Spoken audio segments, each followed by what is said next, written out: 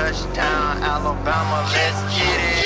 The process, no one can stop this. Hottest show in the streets, I bet you can't top this. Rammer, jammer, yellow hammer, come see how we rock this. Alabama fans the best, there's no way you can top this. Recruiting news and interviews, just sit back and watch this. Recruiting news and interviews, just sit back and watch this. The process. Hey everyone, welcome back into The Process, Crimson Tide Recruiting. I am your host, Justin Smith, the scouting and recruiting analyst for Touchdown Alabama Magazine. Thank you guys so much for joining me today. If you're not subscribed, be sure do it really quickly. Hit that subscribe button below. Also be sure to leave a like whether you are subscribed or not. On today's episode, with the NCAA officially announcing that the recruiting dead period will come to an end on June 1st, I want to talk about a couple of prospects in the 2022 recruiting class who the Crimson Tide will benefit greatly by getting them on campus at some point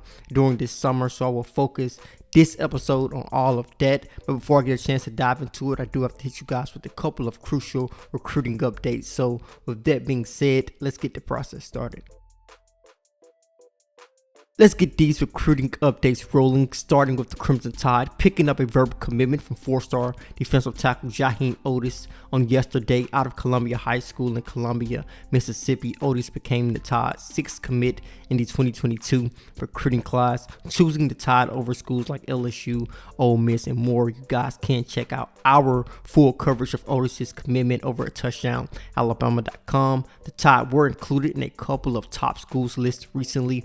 One of those lists were put out by four-star offensive lineman Dan Shore, who the Crimson Tide are recruiting hard at the moment. He is expected to be in Tuscaloosa on Saturday for A-Day. The Tide were also included in a top 10 released by 2022 in-state wide receiver Marquarius Wright out of Clay Chalkville High School. The Tide recently offered him. It is going to be interesting to see how they recruit him over the 2022 recruiting cycle, with them targeting so many other 2022 wideouts, but he did include Alabama in his most recent top school list cut. So he is definitely a prospect to know at the moment. We are going to close out this segment of recruiting updates by talking about another in-state target for the Crimson Tide, and I'm talking about Shemar James, a four-star athlete out of Mobile, Alabama, who actually has an official visit date set to the University of Alabama on June 4th. He will be one of the first prospects to visit the campus once the recruiting dead period is lifted. But those are the recruiting updates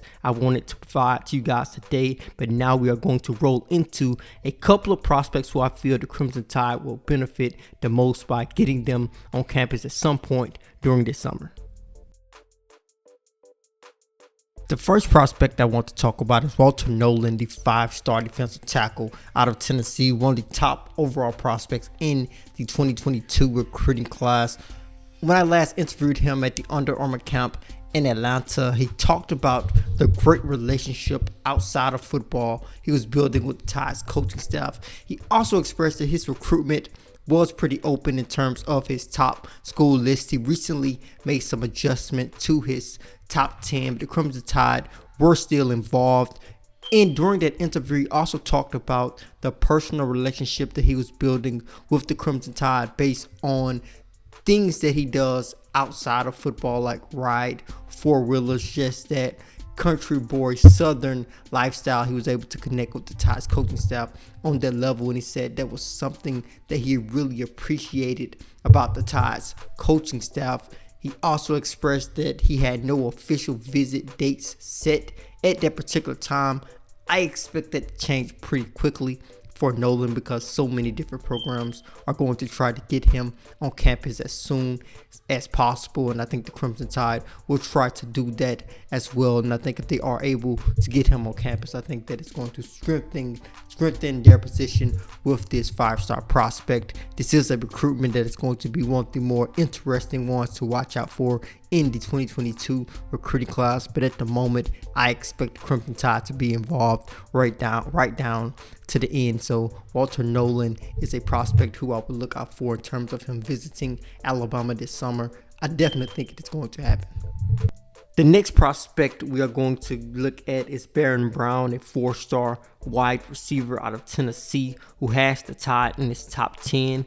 at the moment. I think the Crimson Tide are in a great position with him. They have shown a lot of interest in this prospect. He is receiving that attention, and he is really interested in seeing what the Crimson Tide could do for him in the future. This is a prospect who could make a decision this summer, and I think the Crimson Tide have done a great job recruiting him virtually, and I think getting him on campus could be the icing on the cake for a guy like Brown. So he is a prospect I will most definitely watch out for in terms of taking a visit to the University of Alabama. The Tide really like him at the wide receiver position. Of course, Nick Saban has compared him to Devontae Smith with his slim frame, so I think he is a prospect Tide fans need to watch out for, especially when he locks in a visit date.